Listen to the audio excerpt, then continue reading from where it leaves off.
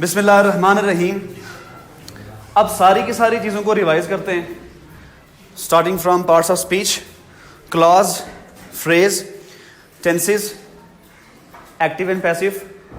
Narration या direct indirect आपके 9th में नहीं होते, ठीक है, वो 10th में होते हैं, वो अगले साल होंगे। Sentence types, 14 types of sentences, 14 किस्में उसकी पढ़ेंगे हम, दोबारा से रिवाइज करेंगे। पंक्चुएशन और कंडीशनल्स उसी में आएंगे, 14 टाइप्स में आएंगे। ये सारी चीज़ें आज हम इंशाल्लाह रिवाइज करेंगे। अगर कोई चीज़ समझ नहीं आती किसी भी मौके पे तो पूछ, तो लिखी हुई सारी आपने हैं, आपके नोट्स पे भी लिखी हुई हैं, ठीक है। एक्सप्लेन कर देता हूँ। सबसे पहले आप लैंग्वेज में जैसे ही दाखिल होते हैं तो ये याद रखना, यही चीज़ें स्पोकन में भी होती हैं, लेकिन स्पोकन के लिए आपको एक अलग से एनवायरनमेंट चाहिए होता है बोलने के लिए, यानी अच्छी लैंग्वेज बोलने के लिए एक माहौल चाहिए होता है। जितना आप सुनेंगे उतना अच्छा बोलेंगे। ये टेक्निकलिटीज़ हैं कॉम्प्रिहेंशन में, पार्ट्स ऑफ स्पीच हो गए, टेंसेस हो गए, तो ये वो चीज़ें हैं कि जो आपको पेपर में हेल्प करेंगी, पेपर के हिसाब से। मैं फिर बता रहा हूँ, ऑब्जेक्टिव जो आपका आएगा वो कॉन्सेप्ट बेस होगा। पार्ट्स ऑफ स्पीच होंगे, correct form of the verb, उसका यूसेज होगा, उसको आपने यूज़ करना होगा। स्पेलिंग्स होंगे, वोकैबुलरी होगी जो आपके 3000 प्लस वर्ड्स लिखे हुए हैं, ठीक है, तो उसको समझना है। 4 ऑप्शंस दिए होंगे आपने, जो थिसॉरस में जो क्लोज सिनोनिम यूज होगा उसको आपने चूज करना होगा। तो ये चीजें बहुत तवज्जो से सुननी है। सबसे पहले हम डिस्कस करते हैं पार्ट्स ऑफ स्पीच को, ठीक है। थोड़ा सा मैं स्पीडी जाऊंगा, अगर आपको कोई चीज समझ नहीं आती तो पूछ ले। अब मैं हर एक चीज लिखूंगा नहीं यहां पर, ठीक है। पार्ट्स ऑफ स्पीच कौन कौन से होते हैं? Noun, pronoun, verb, adverb, adjective, conjunction, interjection and preposition. और नवी चीज जो उसमें मैं दाखिल करता हूं, अक्सर ग्रामरियंस उसमें नहीं लिखते, वो है आर्टिकल, ठीक है। Now let's discuss each and everything in detail, but not that much detail.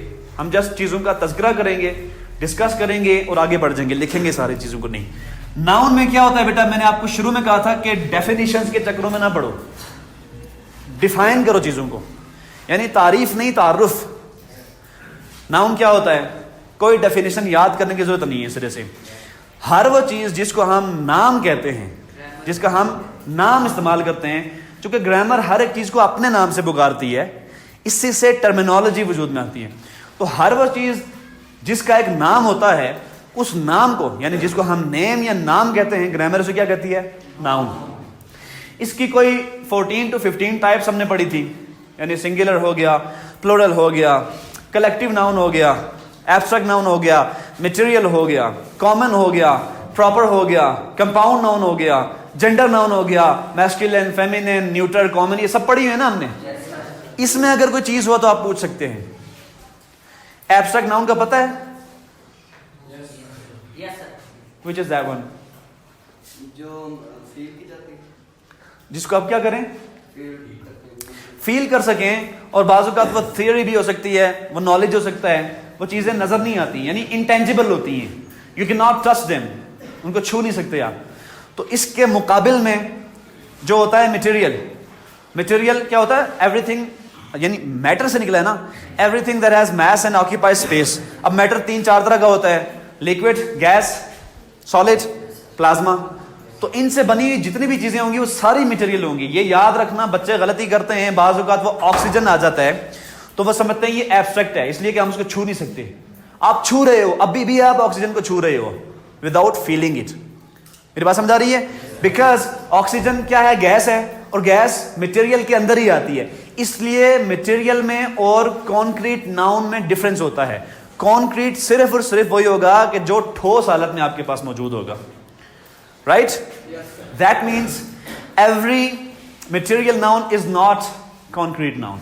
Concrete वही होगा जिसको आप छू सकें, हाथ में ले सकें, उसको महसूस भी कर सकें, और वो सॉलिड हालत में हो। समझ आ रही है? बाकी लिक्विड हो, गैस हो या प्लाज्मा हो, वो सिर्फ मटेरियल नाउन है, मैटर से बना हुआ है, लेकिन वो कॉन्क्रीट नहीं है। और इन दोनों का ऑपोजिट क्या होता है? एब्स्ट्रैक्ट। ये थोड़े से मुश्किल है इसलिए बता रहा हूं मैं।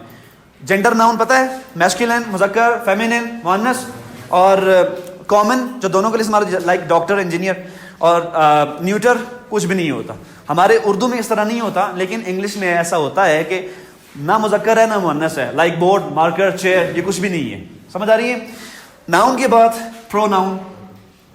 प्रोनाउन में हमने ये कहा था कि नाउन की जगह हम जो लफ्ज भी इस्तेमाल करते हैं, जैसे उसे, उस, मैं, मुझे, हम, हमें, उन, उन्हें, उनको, उसको, मुझको, हमको, ये सब क्या होते हैं? ये प्रोनाउन होते हैं। Like his, her, me, mine, our, ours, his, her, him, himself, ourselves, myself, ये सब क्या होते हैं? प्रोनाउन होते हैं। प्रोनाउन की टाइप्स हमने पढ़ी हुई हैं, यानी subject pronoun, object pronoun, singular pronoun, plural pronoun, personal pronoun, यानी first person, second person, third person. अब फर्स्ट पर्सन क्या होता है? बोलने वाला, स्पीकर, मुतकल्लिम, बोलने वाला, वो आई होता है, सिंगुलर हो तो। प्लूरल हो तो क्या बन जाता है? वी, हमसे, यानी मुझसे हम बन गया। ठीक है।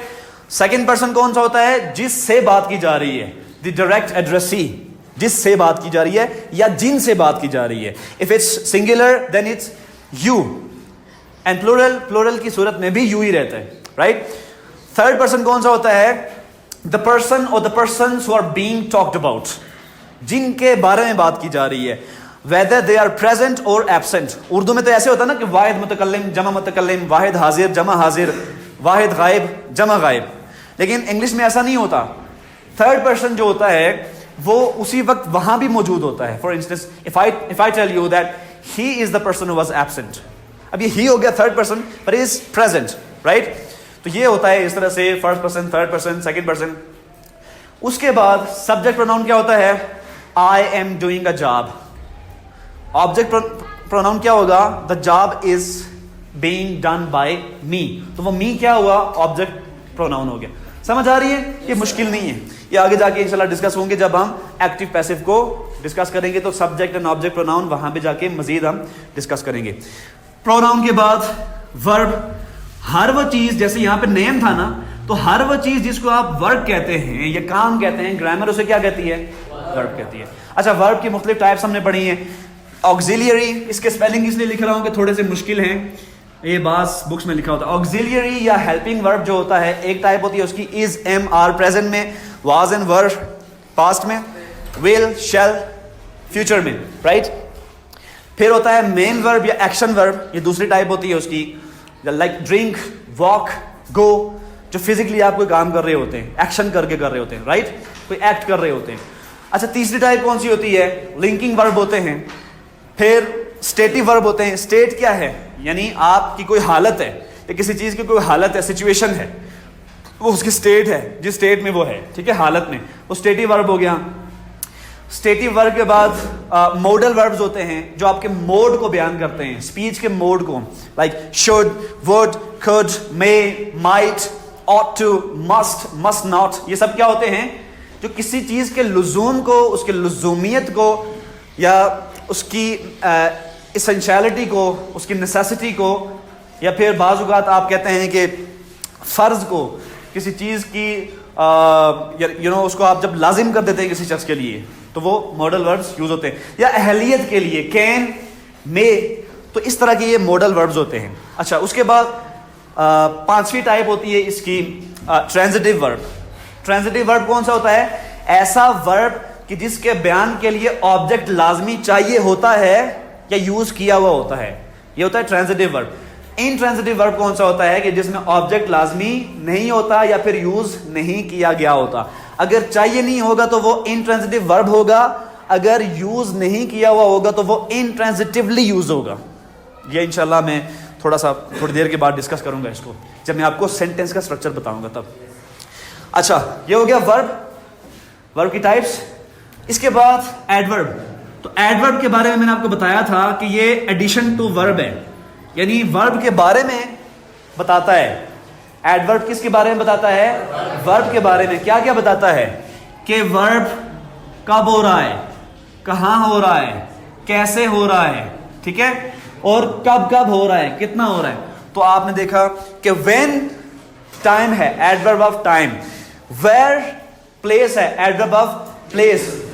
For instance if I tell you I am teaching you, तो मैं काम कर रहा हूं ना, इसमें वर्ब क्या हुआ? टीचिंग। कहां पे कर रहा हूं टीचिंग? इन द क्लास, तो ये एडवर्ब ऑफ प्लेस हो गया। व्हेन इज आफ्टरनून, तो ये हो गया एडवर्ब ऑफ टाइम। हाउ, कैसे? Manner, adverb of manner. Am I teaching you good और बैड, लाउडली और आई एम नॉट ऑडिबल, तो ये मैनर हो गया इसका। फ्रीक्वेंसी क्या होगी कि मैं एक हफ्ते में कितने दिन आपको पढ़ाता हूं? 6 days a week, राइट? अच्छा, उसके बाद होती है डिग्री।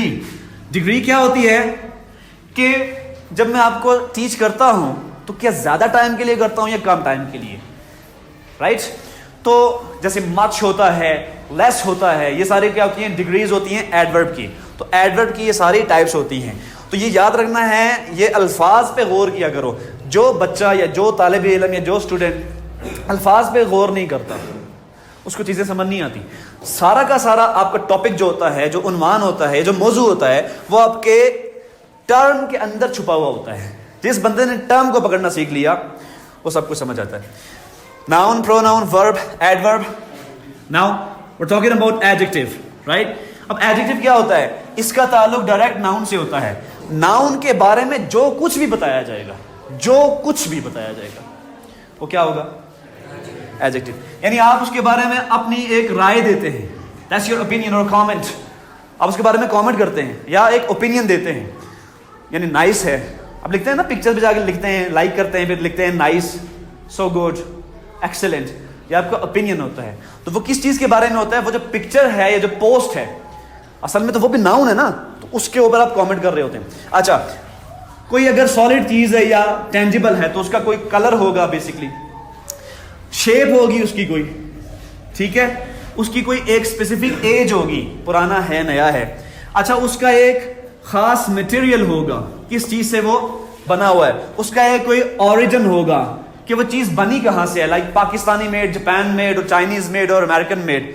तो ये सारी की सारी चीजें, बल्कि इससे भी बहुत ज्यादा, जितनी भी, मैंने कहा ना, जितनी भी चीजें आपके नाउन से रिलेटेड होती है, उससे मुताल्लिक होती है, वो सब की सब एडजेक्टिव्स होती हैं। समझ आ रही है?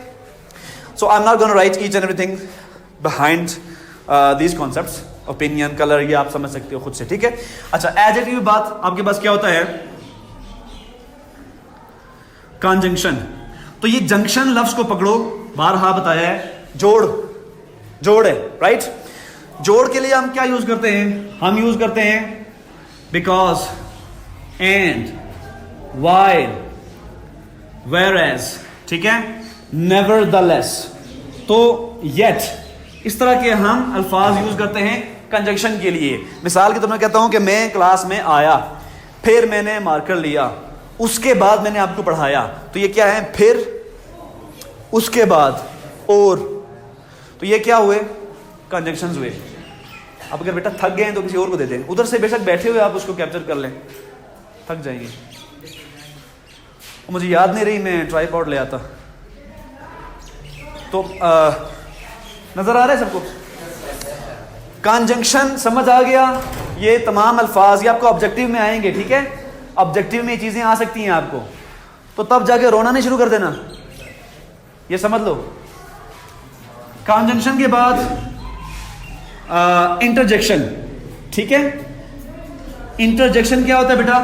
इम्प्रॉम्प्टू, अचानक, यकदम, बर्जिस्ता, एक ही बारी में, एक बारगी में आपके मुंह से निकले हुए एक्सप्रेशंस, जो जज्बात में, फरत जज्बात से, यानी हैरानी में, मोहब्बत में, अफसोस में, दुख में, सरप्राइज में, जो अल्फाज आपके मुंह से एकदम निकल जाते हैं, वो क्या होते हैं? इंटरजेक्शंस होते हैं। याद रहेगा ये? यानी ओए होए, ओ हो, उठ होए, वाह वाह, आए हाय, आए अम्मी जी, अबू जी, मैं तो मर गया हूं। तो ये क्या होते हैं? ये क्या होते हैं जी? इंटरजेक्शंस होते हैं। तो एक इंटरजेक्शन ऐसा होता है जो लिखने में नहीं आता, वो हम कहीं भी जाके जब डिस्कस करते हैं ना, कोई वफात हो जाती है किसी के, यहाँ जाते हैं तो अफसोस करते हैं, क्या कहते हैं? तो ये जो आप जुबान से करते हैं, है ये भी इंटरजेक्शन ही है, but it's not written, and ये उस तरह के एक्सप्रेशन है भी नहीं। तो वो लतीफ़ा मैंने सुनाया था ना आपको, कौन सा? कौन सा? वो बंदा गया ना, एक जगह वफात हो गई थी, तो उसने जाके पूछा कि बाबा और किस तरह फोत हुए?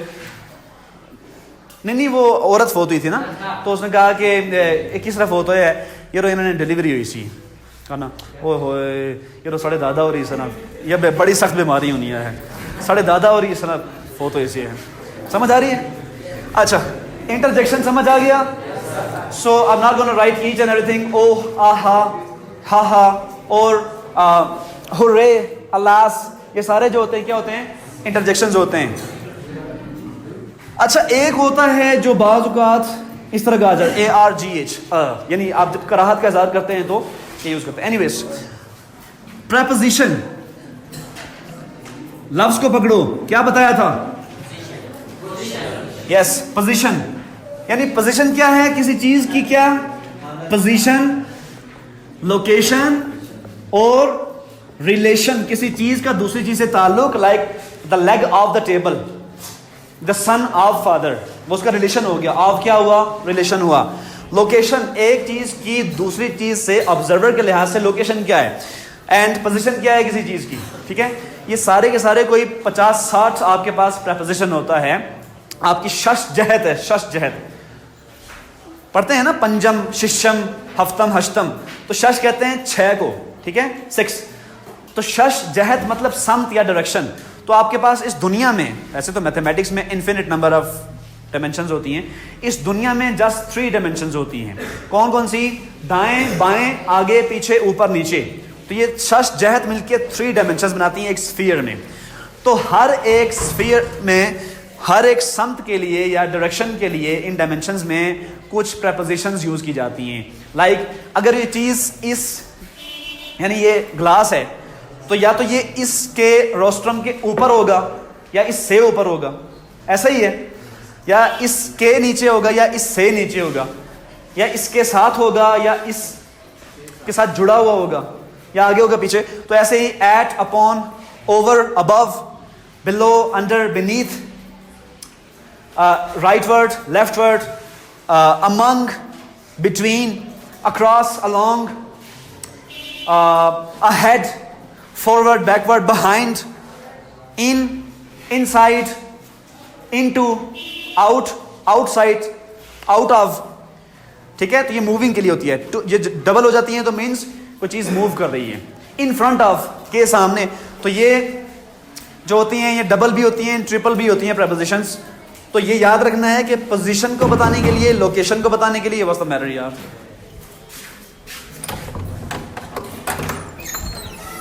होगी बेटा 1 2 3 4 5 6 7 एंड 8 हो गए। अब नवा में इसमें जो ऐड करता हूं वो क्या है? Article, right. अब आर्टिकल 2 तरह के होते हैं, हमने पढ़े हुए हैं, डेफिनेट एंड इनडेफिनेट। डेफिनेट में दी या दा होता है। दी कब पढ़ते हैं? कि जब ऐसा वर्ड यूज होगा जो एक वावल साउंड से यूज हो रहा है, ठीक है, शुरू हो रहा है या स्टार्ट हो रहा है या बिगिन हो रहा है, लाइक एन ऑनियन, ठीक है, ऑनियन। अब दी कहां पे यूज करते हैं आप या दा?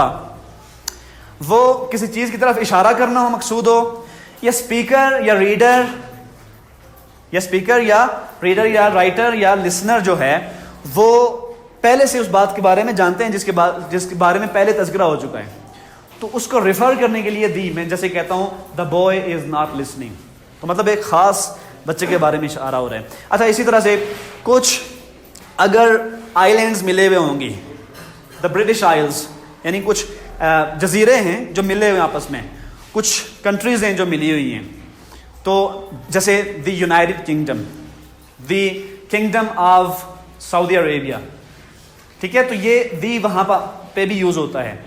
अब दा कब पढ़ना है इसको? जब कॉन्सोनेंट से कोई वर्ड शुरू हो रहा है, लाइक बी सी डी, ब ख जा, तो तब आपने दा यूज करना है, वरना वावल साउंड्स के साथ जो वर्ड यूज होगा उसके लिए आप दी यूज करेंगे। एनीवेज, इनडेफिनिट आर्टिकल कौन सा होता है? ए या एन। इनडेफिनिट क्यों कहते हैं? गैर मुतय्यन है, गैर वाज़े है, मुबहम है। वी डोंट नो कि किस चीज के बारे में आप ए या एन यूज कर रहे हैं। यानी मैं कहता हूं a boy, so we don't know who is the boy. कोई भी बच्चा हो सकता है, एक लड़का, तो ए या एन, जो एन के बारे में आप पहले से जानते हैं कि वावल साउंड से पहले हम एन यूज करते हैं। Vowel sound, not later, because vowels में एक ऐसा लेटर होता है यू जो कभी कभी वाई की भी आवाज देता है, लाजिम नहीं है कि वो आ या ऊ की आवाज दे, राइट? समझ आ गई? ये हमारा parts of speech review complete हो गया। अगर कोई चीज़ समझ ना आए पूछ सकते हैं, लेक्चर को बाद में देख सकते हैं, नोट्स के ऊपर उसको पढ़ सकते हैं, कॉपीज में जो चीज़ें लिखी हैं वो आप उनको कंसल्ट कर सकते हैं। आगे चलें। यस, आप पूछें। जो आर्टिकल्स हैं इनको हेल्पिंग वर्ब भी आप बता सकते हैं। आर्टिकल्स को helping verb no. Article a और एन है या दी है, तो हेल्पिंग वर्ब का कॉन्सेप्ट समझो ना, वो असल वर्ब को हेल्प कर रहा है। जो एक्शन वर्ब है ना वो उसको हेल्प कर रहा है। तो ये ए और एन वर्ब को हेल्प नहीं करते, ये नाउन को हेल्प कर रहे होते हैं, या फिर एडजेक्टिव को। अच्छा जी, आगे चलें। पार्ट्स ऑफ स्पीच क्लियर हो गए। अब हम बढ़ते हैं सेंटेंस स्ट्रक्चर की तरफ। सेंटेंस स्ट्रक्चर के बाद हम पढ़ेंगे टेंसेस, लेकिन टेंसेस से पहले हम सेंटेंस को डिस्कस करते हैं कि सेंटेंस में, क्लॉज में और फ्रेज में क्या डिफरेंस होता है। ये भी बेसिक चीजें हैं, बेसिक से ऊपर जाते हैं हम। देखो, सेंटेंस में हमारा उर्दू में जो सेंटेंस होता है वो क्या होता है, फेल, मफूल और फाइल, यानी subject, object and verb. English में ऐसा नहीं होता, इंग्लिश में होता है सब्जेक्ट, वर्ब एंड ऑब्जेक्ट, यानी SVO। एक होता है सब्जेक्ट, वर्ब, ऑब्जेक्ट।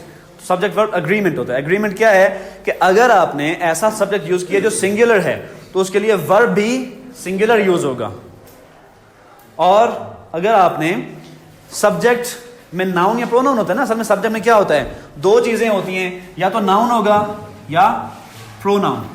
समझ आ रही है? यानी असलम, अकरम, आतिफ, जोसेफ, कोई भी है। प्रोनाउन क्या होगा, ही, शी, इट, दे, वी, कुछ भी हो सकता है ना। तो ये सब्जेक्ट होता है। वर्ब में क्या होगा, अच्छा ये चीज याद रहे कि इस सारे के सारे स्ट्रक्चर में इंतहाई क्रूशल इंपॉर्टेंस किस चीज की होती है, वर्ब की। यानी अरबिक लैंग्वेज में अगर आपके पास इसम ना हो तो जुमला नहीं बन सकता। अरबी जुबान में इसम के बगैर जुमला नहीं बन सकता। इंग्लिश लैंग्वेज में वर्ब नहीं होगा तो जुमला नहीं बन सकता। Verb is the crucial thing. अगर वर्ब नहीं है तो there is no concept of sentence.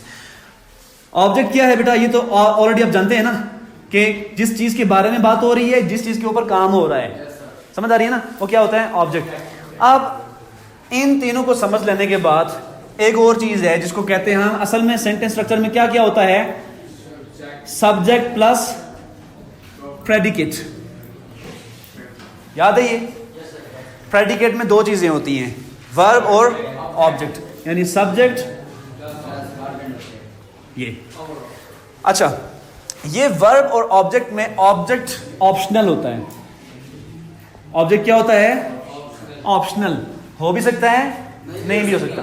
अगर नहीं होगा तो वर्ब क्या होगा, इंट्रांजिटिव। क्योंकि ऐसा वर्ब जिसमें ऑब्जेक्ट नहीं होता वो इंट्रांजिटिव हो जाता है, या इंट्रांजिटिवली यूज किया हुआ होता है। समझ आ रही है ना? मिसाल के तौर पर मैं कहता हूं अली स्माइल्स, अली मुस्कुराता है, तो इसमें ऑब्जेक्ट तो कहीं भी नहीं है, ऐसा ही है ना। तो ये क्या हुआ, स्माइल क्या हुआ, इंट्रांजिटिव वर्ब हुआ। ऐसे मैं कहता हूं अली ड्राइव्स, अली चलाता है, क्या चलाता है, वी नीड एन ऑब्जेक्ट, चाहिए नहीं यहां पर, तो हम बताएंगे ए कार। तो ये क्या हुआ, ट्रांजिटिवली यूज हुआ, इसमें ऑब्जेक्ट प्रेजेंट है। अच्छा जी, तो सब्जेक्ट और प्रेडिकेट जो होते हैं वो सेंटेंस स्ट्रक्चर में होते हैं। ऑप्शनल होता है ऑब्जेक्ट, कभी भी होता है कभी कभी नहीं भी होता। अच्छा जी, उसके बाद सेंटेंस में, हाँ, सेंटेंस के बाद हम आगे बढ़ते हैं और देखते हैं कि ये क्लॉज क्या चीज होती है। ठीक है, क्लॉज क्या होता है। तो बेटा क्लॉज सेम है, no need to write anything, same है, बिल्कुल हू बहू यही चीज होती है। सो आप ही पूछेंगे कि सवाल क्या इसमें बनता है कि अगर तो सेंटेंस और क्लॉज एक ही चीज है तो फिर फर्क क्या हुआ, किसी को याद है क्या फर्क है? अगर तो सेंटेंस और क्लॉज एक ही चीज है, इसमें क्लॉज में भी एक सब्जेक्ट होता है, दूसरा प्रेडिकेट होता है, यानी सब्जेक्ट और वर्ब होता है बेसिक थिंग के तौर पर, तो फिर डिफरेंस क्या है? डिफरेंस यही है कि a clause is a sentence with in a sentence. Sentence के अंदर एक सेंटेंस जो होता है। अच्छा, कुछ बुक्स में लिखी हुई है डेफिनेशन इसकी, कि आपकी कॉम्पोजिशन में भी मेरे ख्याल में लिखी हुई है कि it's a small sentence. No, not necessarily, not always. लाजिम नहीं है कि एक क्लास जो होता है वो छोटा सेंटेंस हो भी सकता है। एक लॉन्गर सेंटेंस भी क्लास हो सकता है। किस सूरत में? कि जब वो सेंटेंस के अंदर एक सेंटेंस हो। मेरी बात समझ आ रही है? अब मैं इन दोनों को मिला के लिखता हूं। Ali smiled and he drove A car. Ali मुस्कुराया और उसने गाड़ी चलाई। अब इसमें दो सेंटेंसेस यूज हुए हैं, ऐसा ही है? बीच में क्या है ये? इसको क्या कहेंगे? ग्रामर क्या कहती है इसे? कंजंक्शन, जोड़ है। समझ आ रही है? अब ये जो sentence with in a sentence होगा, सेंटेंस के अंदर सेंटेंस, तो इसलिए हम इसको क्या कहेंगे? क्लॉज है। ये क्या है? क्लॉज है। क्लॉज कुछ नहीं है मगर एक सेंटेंस के अंदर एक आने वाला सेंटेंस है। समझ आ गई आपको? अच्छा, क्लॉज की भी टाइप्स होती हैं। क्लॉज की कौन कौन सी टाइप्स होती हैं? एक होता है डिपेंडेंट क्लॉज और दूसरा होता है इंडिपेंडेंट क्लॉज। मैं लिख देता हूं, ठीक है? हम इंडिपेंडेंस डे कब मनाते हैं? 14 अगस्त को, ठीक है? Dependent and independent. अच्छा, डिपेंडेंट का एक और नाम होता है, क्या कहते हैं? सबऑर्डिनेट, और इसको क्या कहते हैं? Coordinate, right? अब जो कोऑर्डिनेट आपने सुना होगा, फलां शख्स जो है वो फलां कंपनी का कोऑर्डिनेटर है, यानी सुपरवाइजर है, कोऑर्डिनेट करता है सबके साथ, राइट? और कुछ लोग ऐसे हैं जो उसके सबऑर्डिनेट्स हैं, उसके मातहत हैं, उसके अंडर आते हैं, ठीक है? डिपेंडेंट लफ्ज का मतलब क्या है? इन्सार करने वाला, यानी फलां शख्स दूसरे पर डिपेंड करता है या किसी चीज पर डिपेंड करता है। या जो एडिक्ट्स होते हैं, they are dependent on drugs, ठीक है? तो डिपेंडेंट मुनहसिर, जो इन्सार करने वाला है, मोहताज है, जिसको एहतियाज लाहिक है। और इंडिपेंडेंट आजाद। तो ऐसा क्लॉज जिसको समझने के लिए दूसरा क्लॉज नहीं चाहिए होता। आई रिपीट, ऐसा क्लॉज जिसको समझने के लिए दूसरे क्लॉज की जरूरत नहीं होती, वो क्या होता है? इंडिपेंडेंट। और ऐसा क्लॉज जिसको समझने के लिए दूसरा क्लॉज जब तक नहीं होगा, समझ नहीं आएगी, वो क्या है? वो मोहताज है, वो डिपेंडेंट है। मिसाल के तौर पर मैं यहां पे लिखता हूं कि since Ali was busy with his mobile, he had an accident. God forbid, अल्लाह ना करे किसी का ऐसे एक्सीडेंट हो। मतलब क्या है? सिंस का क्या मतलब होता है? चूंकि Ali was busy with his mobile, Ali mobile use कर रहा था, ही हैड एन एक्सीडेंट, तो उसका एक्सीडेंट हो गया। समझ आ रही है? अब इसमें दो क्लासेस यूज हुए हुए। पहला कौन सा है? Since Ali was busy with his mobile and he had an accident. अब इनमें से बताओ कौन सा ऐसा जुमला है जो डिपेंड करता है दूसरे पर? अगर दूसरा नहीं यूज होगा तो उसकी समझ नहीं आएगी। Which one?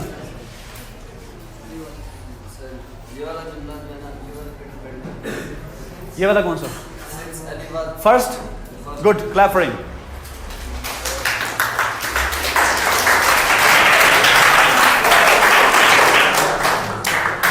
अब अगर सिर्फ यही बात लिखी हुई हो कि चूंकि अली मोबाइल पर बिजी था, तो बात की समझ आएगी?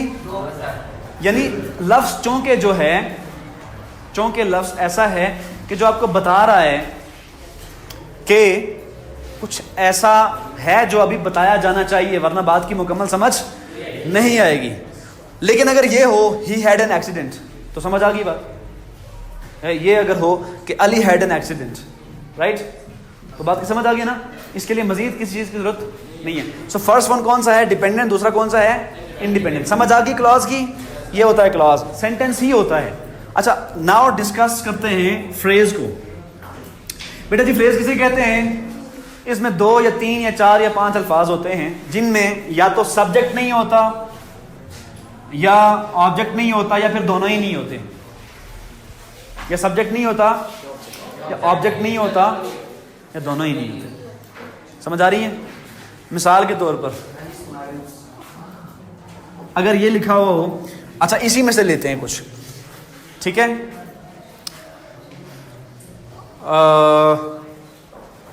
With his mobile, with his mobile, तो ये फ्रेज है आपके पास, विद हिज मोबाइल, ठीक है। इसमें सब्जेक्ट नहीं है आपके पास। सो विद क्या है? ग्रामर के लिहाज से विद क्या है? किसी चीज के साथ होना, किसी शख्स के साथ होना। रिलेशन है, लेकिन क्या है? रिलेशन, लोकेशन, पोजीशन, क्या होता है? प्रेपोजिशन। तो ये क्या हुआ? प्रेपोजिशनल फ्रेज हो गया आपके पास, विद हिज मोबाइल, ये प्रेपोजिशन। अच्छा, फ्रेजेस की टाइप्स होती हैं, यानी noun phrase, verb phrase, adjective phrase, adverbial phrase, participle phrase, ये मुख्तलिफ टाइप्स मैंने आपको पढ़ाई हुई है, ठीक है ना। फ्रेज की टाइप्स होती हैं। इनमें जो पार्ट्स ऑफ स्पीच हमने पढ़े हुए हैं, इनमें और फ्रेज में सिर्फ और सिर्फ ये डिफरेंस होता है कि पार्ट्स ऑफ स्पीच में एक ही वर्ड होता है ना, फ्रेज में एक वर्ड के साथ कुछ और भी अल्फाज होंगे तो वो पूरा फ्रेज बन जाएगा। ये कोई मुश्किल चीज़ नहीं है, इनको आप पहचान लोगे। आगे बढ़ते हैं, अब हम बढ़ते हैं टेंसेस की तरफ, ठीक है। टेंसेस की तरफ हम बढ़ते हैं। टेंसेस कितनी तरह के होते हैं? कौन कौन से? और माइनर टाइप्स में कौन कौन सी टाइप्स होती हैं? 3 के साथ कितनी कितनी टाइप्स होती हैं? कौन कौन सी? एक बच्चा बताए हाथ खड़ा करके। यस,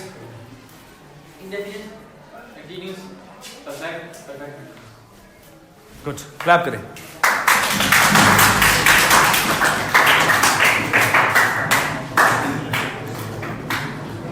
बेटा इधर देखो, अब ये आपकी मेजर टाइप्स हैं, पास्ट, गुजरा हुआ, प्रेजेंट, हाल और फ्यूचर, आने वाला, मुस्तकबल, ठीक है। लफ्ज मुस्तकबल होता है, ठीक है, मुस्तकबिल नहीं। अच्छा, इसमें सबसे पहले क्या है? Indefinite. I'm not going to write each and everything with all of these, right? समझ जाना कि ये इसी हिसाब से इसी सीक्वेंस में चलेंगे, राइट। इंडेफिनिट में क्या है बेटा जी?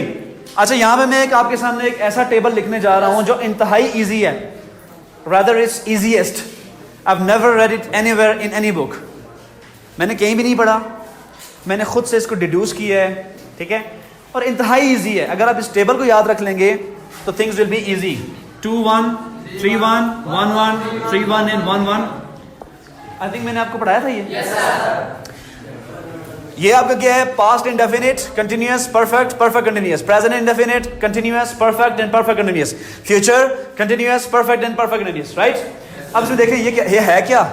ये वर्ब की फॉर्म्स हैं, ये वर्ब की फॉर्म्स हैं। एंड आई टोल्ड यू कि 12 के 12 टेंसेस में से पास्ट का इंडेफिनिट ही वो वाहिद टेंस है जिसमें वर्ब की सेकंड फॉर्म होती है और कहीं भी नहीं होती। समझ आ रही है? दूसरी निशानी क्या होती है कि जो कंटिन्यूअस के होते हैं इन सब के साथ आईएनजी यूज होता है, फर्स्ट फॉर्म के साथ। और आईएनजी कभी भी सेकंड फॉर्म या थर्ड फॉर्म के साथ यूज नहीं करना, फर्स्ट फॉर्म के साथ। परफेक्ट की निशानी क्या होती है कि थर्ड फॉर्म होती है। और अगेन परफेक्ट कंटिन्यूअस की भी आईएनजी। समझ आ रही है? अच्छा, इसमें एक और यूनिक चीज है और वो प्रेजेंट के इंडेफिनिट में होती है, लेकिन कब होती है कि जब सब्जेक्ट ही, शी, इट और सिंगुलर हो। तो यानी सिंगुलर सब्जेक्ट होगा तब या तो एस यूज होगा या ईएस यूज होगा या आईईएस। समझ आ रही है? इसको हम इस टेबल को यहां पे अप्लाई करते हैं। सो अली को लेते हैं सब्जेक्ट, ड्राइव लेते हैं वर्ब के तौर पर और ऑब्जेक्ट भी ले लेते हैं कार। ऐसे ऑब्जेक्ट ना भी हो तो आप टेंसेस बना लेते हैं। अली ड्रोव ए कार, ड्राइव की सेकंड फॉर्म। आपके नोट्स में मैंने कोई 200 वर्ब की फॉर्म्स भी लिखी हुई है, लिखी है ना? ये भी सारी याद रखनी है आपने। रेगुलर भी लिखी हुई हैं और इरेगुलर अलग से लिखी हुई हैं। बाज़ औक़ात बच्चे इरेगुलर फॉर्म्स ऑफ वर्ब्स नहीं पढ़ते और इन्हीं में से आपको ऑब्जेक्टिव में आ जाती हैं वो। समझ आ रही है? ड्रोव सेकंड फॉर्म है ड्राइव की, अली ने गाड़ी चलाई। इंडेफिनिट का मतलब क्या है? सिंपल।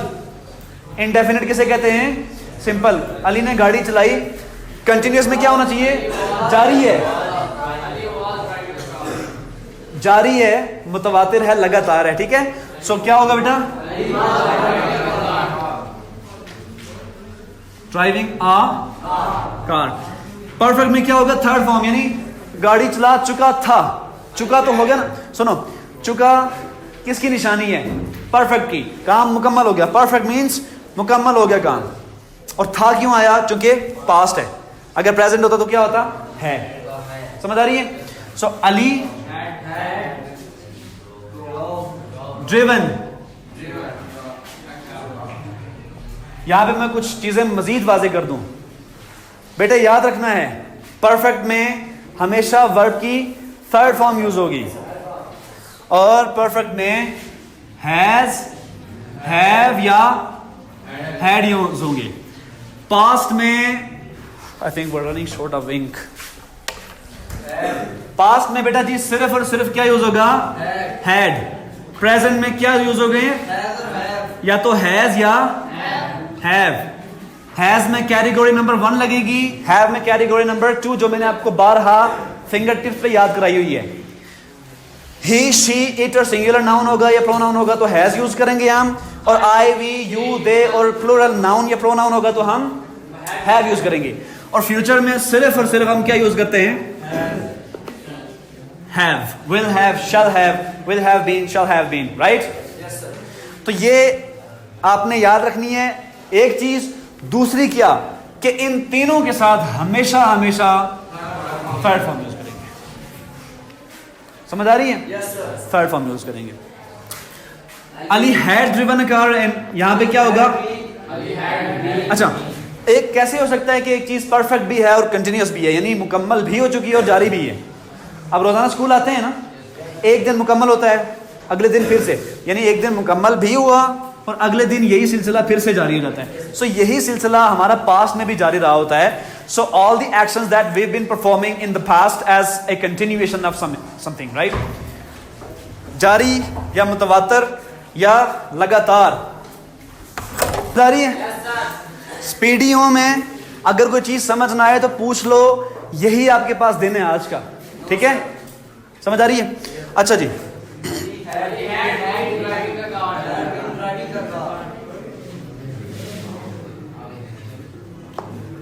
अच्छा, जहां पे बीन आ जाएगा ना, ये भी निशानी बता दूं, बी खुद से एक हेल्पिंग वर्ब है।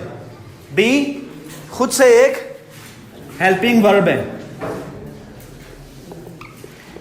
बी, वॉज, बीन, ये इसकी फॉर्म्स होती हैं, राइट?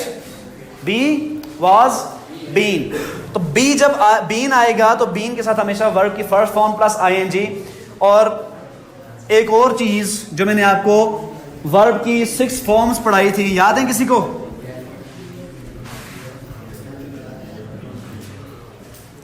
वर्ब की 6 फॉर्म्स याद है? इन्फिनिटिव, बेस फॉर्म और bare form, past simple, past participle, present simple and present participle. ठीक है, लिख दो इधर। Infinitive, base, past simple, past participle, present simple and participle, ऊपर वाला प्रेजेंट पार्टिसिपल। अच्छा, इन्फिनिटिव क्या होता है? मस्दर, इसमें हमेशा टू लगता है as a preposition, like to drive. Base form कौन सी होती है? ड्राइव। पास्ट सिंपल जो होती है वो सेकंड फॉर्म होती है। ये याद रखनी है, आपको पेपर में ऐसे आ सकती हैं, which is the past participle of, let's say, sell. So you'll have to choose the correct form of the verb among all those MCQs, right? तो ये नाम भी इनके याद रखने हैं। पास्ट सिंपल जो होती है वो सेकंड फॉर्म होती है, पास्ट पार्टिसिपल होती है third form. So second form of drive is drove and driven, and here present form कौन सी होती है? ड्राइव्स। ठीक है, ड्राइव्स एंड ड्राइविंग। अच्छा, यहां पे इसको मैं अंडरलाइन कर रहा हूं, बल्कि एनसर्कल कर रहा हूं। ये मैं बाद में आपको समझाता हूं कि एस, ई एस और आई ई एस कहां कहां पे आता है, कुछ बच्चों को याद भी होगा। ठीक है,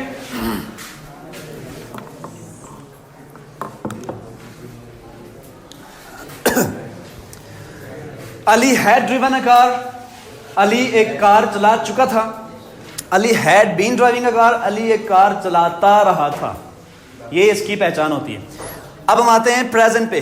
प्रेजेंट पे कहाँ पे हैं हम? इंडेफिनिट पे, ठीक है।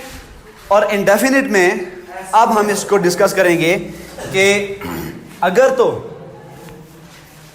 कैटेगरी नंबर 1 है ही शी इट एंड सिंगुलर, तो हम या तो एस यूज करते हैं या एस, या अगर आई वी यू दे और प्लूरल नाउन या प्रोनाउन होंगे तो नहीं यूज करेंगे। आई रिपीट, नहीं यूज करेंगे। ही शी इट या सिंगुलर नाउन होगा प्रेजेंट इंडेफिनिट में सब्जेक्ट के तौर पर, तब हम या तो एस यूज करेंगे या ईएस या IES. Now let's discuss where we should use S, ES और आईईएस।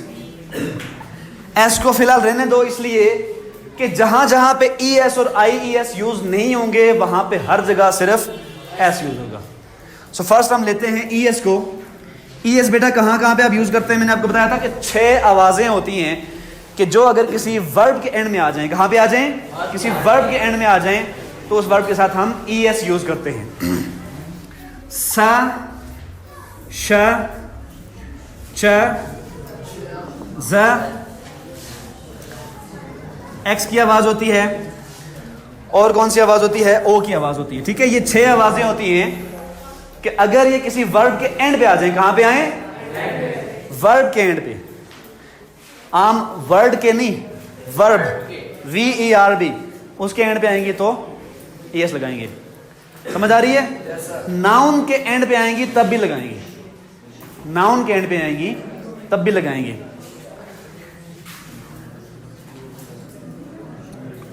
पास, पासिस, पास मतलब गुजरना, पासिस गुजरता है। देख रहा हूं कुछ बच्चे बातें फरमा रहे हैं, आप अगर बात फरमानी है तो बाहर चले जाएं प्लीज। आप बात फरमानी है आपने,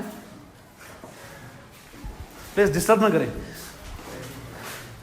ये पास हो गया, गुजरना, पासिस गुजरता है।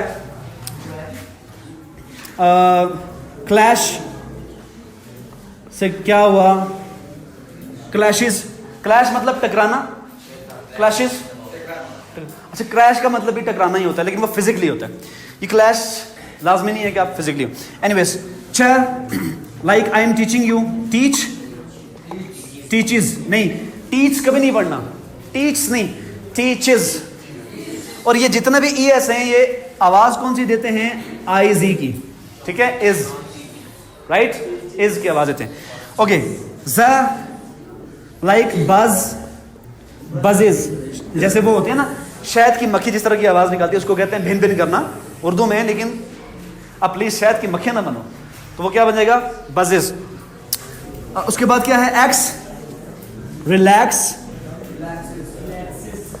Relaxes, and O, go, goes.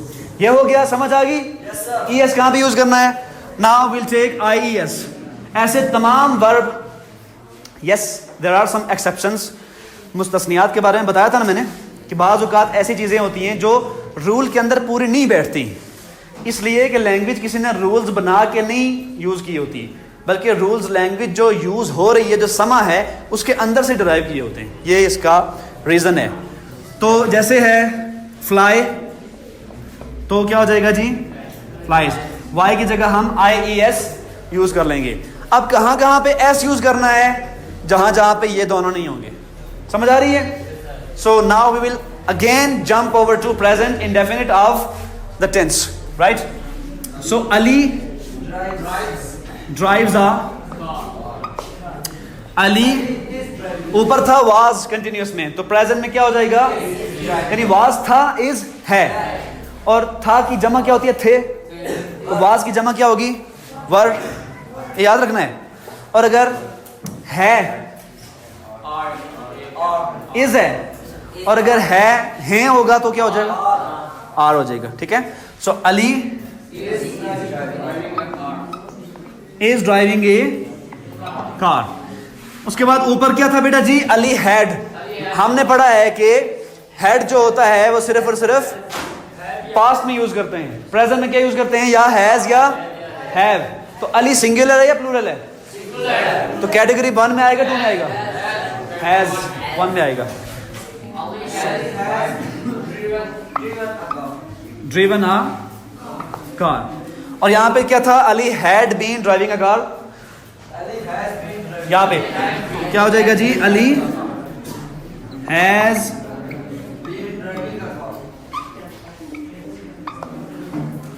Has been driving a car. थोड़ी देर खामोश होके बैठे रहें, थोड़ी देर और तवज्जो कर लें, ये चीज़ें आपके काम आएंगी, ठीक है? खाना इतनी जल्दी नहीं बनाओगे वैसे। फ्यूचर में एक और चीज़ है एज अ रूल, समझ आपको आ गई है मेरे ख्याल में। विल और शैल कहाँ का यूज़ करते हैं? शैल के बारे में बता सकते हैं?